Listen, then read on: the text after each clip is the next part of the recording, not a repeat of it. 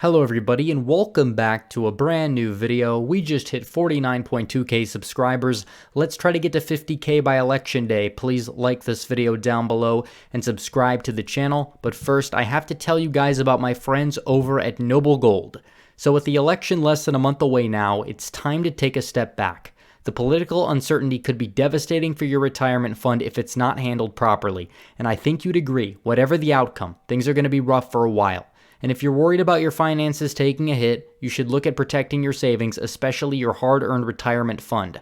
A gold IRA uses the value of precious metals to keep you out of trouble, and the team at Noble Gold knows how to do this, and they've done it for thousands of people before you. Don't let a sudden stock market or banking crisis wipe out your finances. And if you need an extra reason to jump on this, Noble Gold is gifting a 10th ounce solid gold American Eagle proof coin with every qualifying IRA or 401k rollover going through in October. Grab the phone and give Noble Gold a call now. There isn't much time left. Call 877-646-5347 or submit a request from the link in the description. And today I'm going to be going over a few scenarios about this election because the left is so set on the fact that the election is going to be an easy win for Joe Biden.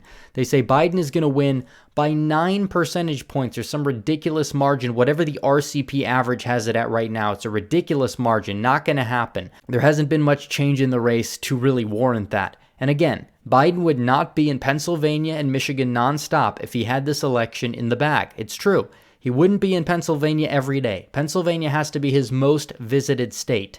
He's going there constantly. If he was actually up by 9 points, he would not be doing that. He wouldn't be spending that much time in Pennsylvania. He'd be moving on to places like Ohio. He'd be moving on to places like even Texas. If he had any shot at Texas or Georgia, he basically would be living there. Make no mistake, that's what would happen. And Florida, North Carolina, he really hasn't been going to those states too much. He goes there every once in a while, but that's roughly it. And his internals are telling a much different story than what's out there, the polls that are peddled by the media and by the election mafia. Now, 538 back in 2016 published this article.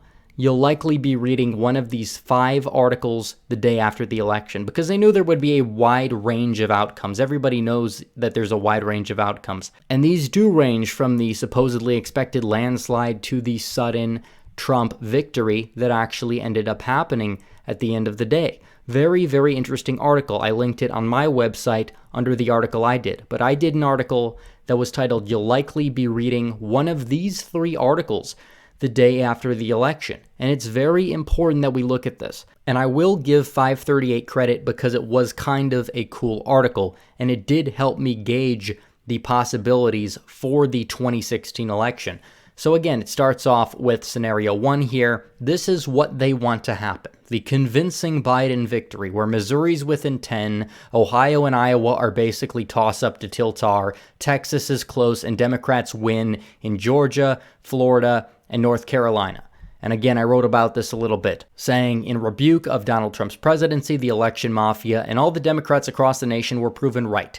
And this is probably a scenario that has a very slim chance of happening. Again, this would be Biden winning the popular vote by 9% and Biden making massive gains. I tested this out in the Swing-O-Matic, massive gains with college-educated white voters. It would be like a 13 to 15 point swing in his column, assuming that minority turnout would not dip from 2016 and Trump would make 0 inroads. And for some reason, college-educated whites would drop off in their support by 10%. That doesn't seem to be visible. If anything, Trump's base is more enthusiastic now than they were last time around. And for that reason, I do believe that states like Michigan, rural Michigan, will come aboard for Donald Trump. He'll be able to pull off a victory in Wisconsin because he will generate his base's support. He'll combine the traditionally establishment Republican support in some of these places in the Midwest with his new support, the base, the people that don't usually come out and vote.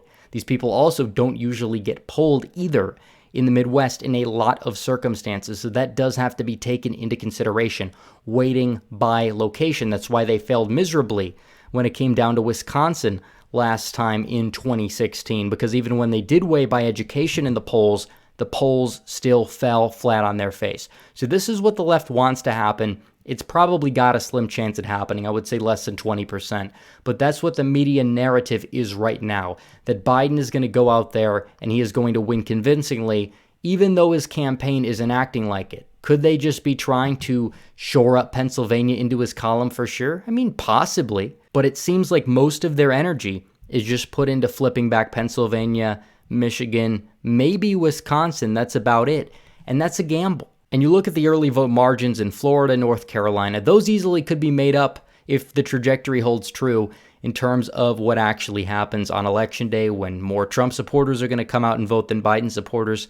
So it's not really looking like it's the best in the South for Biden, which brings us to scenario 2. This is probably, if Biden wins, what the map is going to look like, the modest Biden majority, where Trump will win all the safe states without problems. He will win Texas. He will win Georgia. But at the same time, he will struggle a little bit in the Rust Belt, and he won't be able to win the election because he will lose Arizona and Wisconsin in this scenario.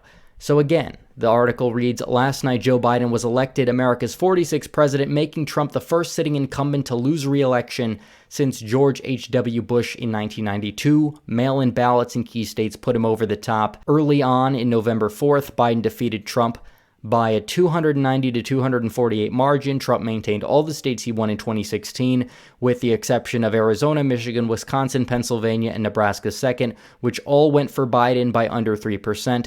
Biden also wins the popular vote in this scenario by 6.6%, which is relatively in line with what most polling expected.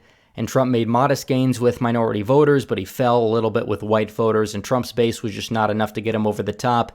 As many media pundits said, issues like healthcare and the virus seemed to plague his presidency.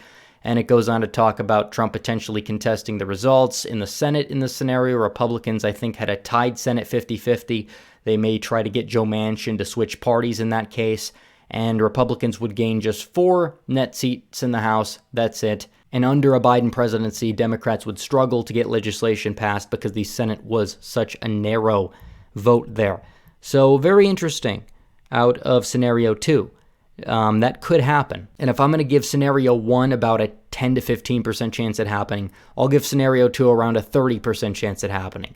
The scenario that I still believe will happen, I'll give it roughly a 55% chance of a Trump win, is the 2016 redux. Again, Donald Trump will do it again. Very similar map to my prediction.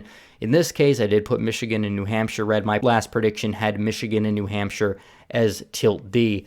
But here we go. Donald Trump did it again. Last night, Donald Trump was reelected president at a time when many polls and pundits thought it would be impossible. Again, a big blow to the polling institutions in our media. This very well could happen. Trump would win the Electoral College 310 to 228. Biden would win the popular vote by 3.8%, but it wasn't enough, as many leading Democrats would continue to call for the abolition of the Electoral College in this scenario. And I would have called 48 out of 50 states correctly as well. So very interesting stuff here in scenario 3, and I really do believe that this could happen. You have to go back and watch my Rust Belt video. You have to watch the Sun Belt video.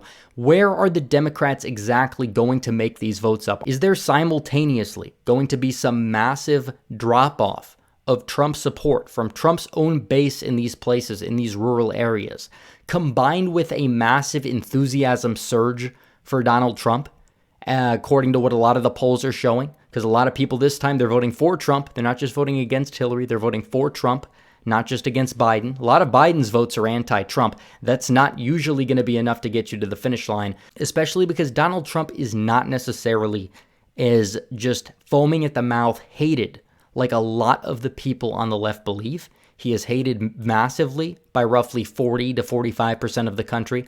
There are some people in the middle there. A lot of them, they might not be enthusiastic to turn out for Biden. And then Trump gets his base on board. He can wipe the floor with them. Obviously, it's going to be a close election, but in some of these key states, Trump will wipe the floor with what the polls currently show in them, and he'll eventually be able to win the election. So looking at the map, going through the Rust Belt states, going through the Sun Belt states, I did 2 videos, one on the Rust Belt, one on the Sun Belt. You can look at them. Very, very insightful stuff, because it just doesn't seem fathomable when you look at the map to assume that there would be a massive drop-off like the left claims, especially because Republicans seem to be more enthusiastic about voting for Trump than Democrats are for voting for Biden in every single poll I've seen. So anyways, guys, thanks for watching this video. Please like this video down below, comment down below, and subscribe to the channel. Hit the bell for notifications so you never miss another video. Follow me on social media, become a member, donate to the Patreon, or subscribe. Star links in description. As always, guys, thanks for watching. Red Eagle, out.